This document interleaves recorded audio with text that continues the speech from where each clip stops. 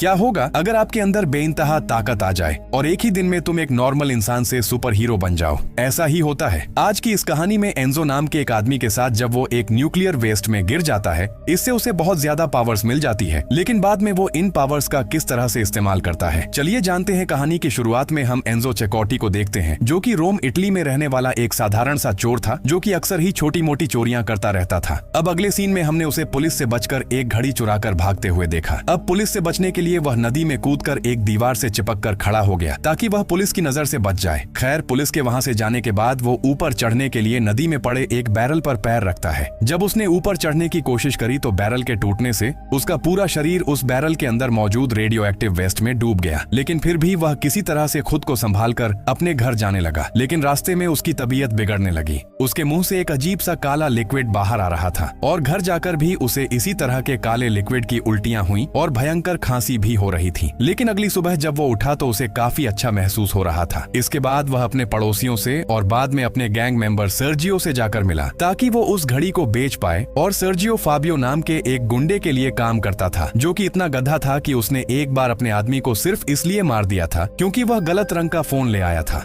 उधर सर्जियो ने एंजो से उस घड़ी को 100 यूरो में खरीद लिया और फिर एंजो को अपने साथ एक ड्रग डील में चलने के लिए कहा। अब उसे मोटे पैसे मिल रहे थे, इसलिए वो भी जाने को तैयार हो गया। जब एंजो सर्जियो के घर उस डील का सामान लेने पहुंचा तो वहां पर एंजो पहली बार सर्जियो की बेटी एलेसिया से मिला। ये लड़की थोड़ी पागल सी थी। इसने कई सारी बच्चों वाली ड्राइंग्स बनाकर दीवार पर चिपका रखी थी। वो एंजो को जीग नाम के एक एनीमे के बारे में बताने लगी। उसका ऐसा मानना था कि एक दिन उसका हीरो जीग उसे बचाने जरूर आएगा। रास्ते में सर्जियो ने एंजो को बताया कि एलेसिया की माँ की डेथ के बाद उसके दिमाग पर इसका बुरा असर पड़ा। वो दिमाग से हल्की हो गई और इस दुनिया से पूरी तरह से कट गई और इसके बाद से वो पूरा दिन सिर्फ कार्टून्स ही देखती रहती है। और रास्ते में से ये लोग 2 और ड्रग न्यूज को अपनी गाड़ी में बैठाकर एक सुनसान बिल्डिंग के पास ले आए। और ये ड्रग न्यूज वो होते हैं जिनके पेट में सर्जरी करके ड्रग्स के पैकेट डाले जाते हैं ताकि पुलिस को इस काम की कोई भी भनक न लग पाए। लेकिन इनमें से एक आदमी के पेट में ड्रग का पैकेट फट जाता है और उसके ओवरडोज की वजह से उसकी जान चली गई, जिसके बाद उसके भाई ने इसमें सर्जियो की गलती मानकर उसे कई गोलियां मारी। लेकिन मरने से पहले सर्जियो ने भी उस लड़के का सर दीवार में मार मार कर अपना बदला ले लिया। लेकिन अपनी आखिरी सांस लेते वक्त उसने एंजो को भी गोली मार दी और वो लड़खड़ाते हुए बिल्डिंग से नीचे गिरा। अब क्योंकि एक आम इंसान इतनी ऊपर से नीचे कंक्रीट पर गिरकर बच नहीं सकता, लेकिन एंजो बच गया। उसने तुरंत अपनी आंखें खोली और उठ खड़ा हुआ। उसे समझ नहीं आ रहा था कि यह हुआ क्या। दूसरी तरफ फाबियो और उसके लोग एक क्लब में नूंजिया के साथ थे। नूंजिया रोम की सबसे बड़े ड्रग कार्टेल की बॉस है। उसने फाबियो से ड्रग के बारे में पूछा तो उसने झूठ बोल दिया कि सब बढ़िया रहा, क्योंकि अगर उसने बता दिया कि उसके ड्रग्स की बैंड बच चुकी है तो वो मारा जाएगा। उधर जब एंजो घर लौटा तो एलेसिया उससे अपने पिता के बारे में पूछने लगी, लेकिन एंजो उसे कोई भी जवाब न देकर अपने फ्लैट के अंदर चला गया। लेकिन उसके जवाब न देने के बावजूद भी एलेसिया उसकी फ्लैट का दरवाजा खटखटा रही थी। अब इस चीज से तंग आकर एंजो ने गुस्से में दरवाजे पर जोर से मुक्का मारा, जो कि दरवाजे के आर पार निकल गया। यह देखकर वह हैरान हो गया कि यह कैसे हो गया, जिसके बाद उसने अपनी अलमारी को धक्का मारा, जिससे वो अलमारी तेजी से दीवार पर जाकर चिपक गई। अब वो समझ गया था कि उस रेडियो एक्टिव वेस्ट की वजह से उसके अंदर सुपर ह्यूमन स्ट्रेंथ आ गई है। लेकिन एक चोर कहाँ सुधरता है, इसीलिए वह उसी रात एक एटीएम मशीन को उखाड़ लाया और उसमें से निकाले हुए पैसों से उसने ढेर सारा अच्छा खाना खरीदा। अब उस ताकत के साथ ही उसके जख्म भी जल्दी ठीक होने लगे थे। उसके कंधे पर लगी उस गोली का घाव कुछ ही घंटों में ठीक हो चुका था। तो वहीं नीचे फाबियो और उसके आदमियों ने एलेसिया से उसके पिता सर्जियो के बारे में पूछताछ शुरू कर दी, क्योंकि उन्हें लग रहा था कि सर्जियो उनका ड्रग्स लेकर भाग गया। लेकिन एलेसिया को सच में कुछ नहीं पता था, तो वह चुपचाप डरी सहमी वहीं खड़ी रही। तभी अचानक एंजो खिड़की तोड़कर एक मास्क और हुडी पहने उस कमरे में आया। अपनी बेशुमार ताकत के चलते उसने इन सारे गुंडों की पल भर में ही चटनी बना दी। गुंडे समझ गए कि वो इससे जीत नहीं सकते, इसलिए वो इसके सामने हाथ जोड़कर निकल लिए यहाँ से। इसके बाद एंजो एलेसिया को अपने फ्लैट में ले आया ताकि वो सेफ रहे। एलेसिया को लगने लगा कि वो उसका एनीमे वाला हीरो जीग है और आखिरकार इस तरह से वो उसे बचाने आ ही गया। अब उसकी दिमागी हालत को देखते हुए एंजो ने भी उसकी हाँ में हाँ ही मिलाई। दूसरी तरफ फाबियो ने एंजो की एटीएम मशीन चुराने वाली वो वीडियो देख ली, जो कि सीसीटीवी फुटेज थी और वो इंटरनेट पर अब वायरल हो रही थी। उसे यकीन हो गया कि यह वही आदमी है जिसने कुछ दिन पहले उनकी धुलाई की थी। तभी फाबियो का राइट हैंड एंटोनियो वहां आया और उसने फाबियो को सलाह दी कि उन्हें नुंजिया के पैसे जल्द से जल्द लोन लेकर उसे दे देने चाहिए। लेकिन फाबियो कहता है कि नहीं, हम लोन लेने के बजाय एक बैंक की गाड़ी को लूटेंगे और इसकी प्लानिंग इन लोगों ने पहले से ही कर रखी थी।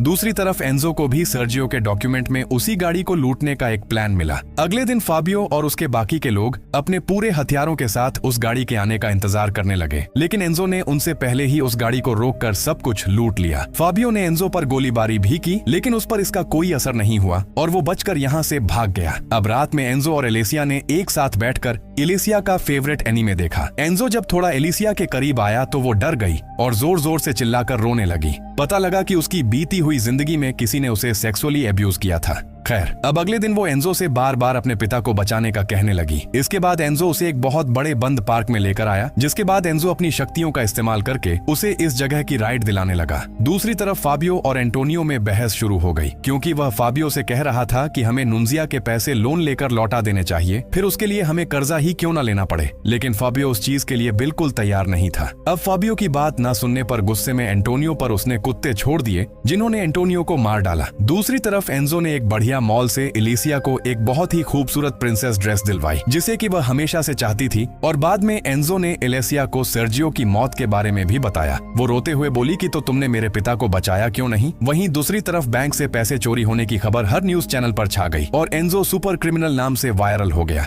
यह फेबियो भी अब ऐसी ही सुपर ह्यूमन पावर पाना चाहता था। वहीं एंजो से नाराज होकर एलिसिया एक बस में चढ़ गई, लेकिन एंजो ने अपनी पूरी ताकत से उस बस को आगे बढ़ने से रोक दिया। उसने अंदर आकर एलिसिया से माफी मांगी और एलिसिया भी उसके साथ चलने के लिए राजी हो गई। लेकिन एंजो ये भूल गया था कि उसने अपनी टोपी और मास्क नहीं पहन रखा है। जब उसने आसपास देखा तो चारों तरफ से लोग उसकी वीडियो शूट कर रहे थे। वो जल्दी से एलिसिया को लेकर यहाँ से चला गया। वहीं दूसरी तरफ अब कोई भी चारा न बचने पर अब फेबियो ने अपनी दूसरी डीलर दोस्त से पैसे उधार ले लिए, ताकि वो नुंजिया से अपना पीछा छुड़ा ले। और जल्द ही नुंजिया भी अपने आदमियों के साथ यहाँ पर पहुंच गई। टाइम पर पैसे न मिलने पर वह बहुत गुस्सा थी और इसीलिए जल्द ही इन दोनों ग्रुप्स में फाइट हो गई। यहाँ पर भयंकर गोलियां चलने लगी और आखिर में फाबियो और नुंजिया ही जिंदा बचे। अपनी लोकेशन पर पहुंचकर फाबियो ने देखा कि उसके सारे गुंडे लोग मारे जा चुके थे और तभी एंजो की बस को रोकने वाली वीडियो टीवी पर वायरल हो गई। यह देखते ही फाबियो ने उसका चेहरा पहचान लिया और उसे ढूंढने निकल पड़ा। दूसरी तरफ एंजो और एलिसिया भी दूसरे शहर भागने की तैयारी में थे, क्योंकि पुलिस को एंजो के हुलिये का पता लग गया था। ये दोनों एक होटल में जाकर रुके, जहाँ पर फाबियो अपनी गन के साथ आ पहुंचा और यहाँ आते ही उसने एंजो को टैंकोलाइजर गन से बेहोश कर दिया। जब एंजो की आंख खुली तो फाबियो ने उसे टेप से पूरी तरह से बांध दिया था। उसने एलिसिया की जान के बदले उसे उसकी सुपर ह्यूमन स्ट्रेंथ का राज बताने के लिए कहा। अब एलिसिया की जान बचाने के लिए एंजो उसे नदी किनारे ले आया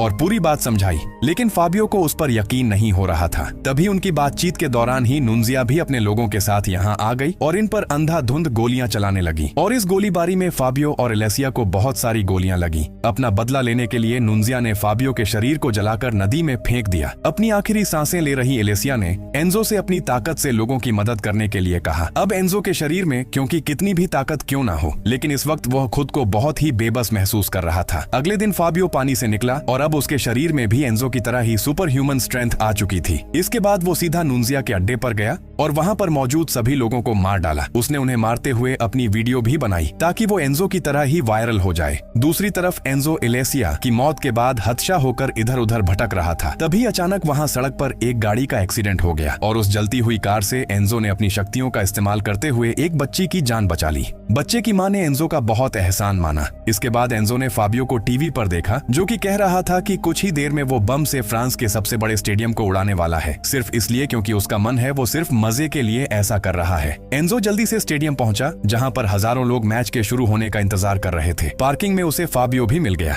जिसके हाथ में बम का रिमोट था। उनमें यहाँ पर एक जोरदार लड़ाई हुई, लेकिन फाबियो मौका देखकर स्टेडियम के अंदर भागा। एंजो ने उसका पीछा भी किया, लेकिन इससे पहले वो उसे रोक पाता। फाबियो ने बम को एक्टिवेट कर दिया, जिसके बाद एंजो बम को उठाकर नदी की तरफ भागने लगा ताकि वो बम को लोगों से दूर पहुंचा दे। एंजो बम को नदी में फेंकने ही वाला था कि तभी फाबियो ने धक्का देकर उसे गिरा दिया और वो बम ब्रिज पर ही गिर गया। उसे फटने में अब सिर्फ 1 मिनट ही बाकी था और जब बम फटने ही वाला था तो एंजो ने बम और फाबियो के साथ ब्रिज से नीचे छलांग लगा दी। उस धमाके में फाबियो मारा गया और उसका सर उसके शरीर से अलग होकर बाहर आ गिरा। सबको लगा कि एंजो ने भी इस बम धमाके में अपनी जान गंवा दी, लेकिन आखिर में हमने उससे दूर खड़े होकर शहर को देखते हुए देखा, जो कि अभी शहर का नया रक्षक होने वाला था। और यहीं पर यह फिल्म खत्म हो जाती है। तो आपको कैसी लगी इस फिल्म की कहानी, हमें कमेंट करके जरूर बताएं और ऐसी ही और शानदार वीडियो के लिए चैनल को सब्सक्राइब भी कर लें। मिलते हैं अगली शानदार वीडियो में।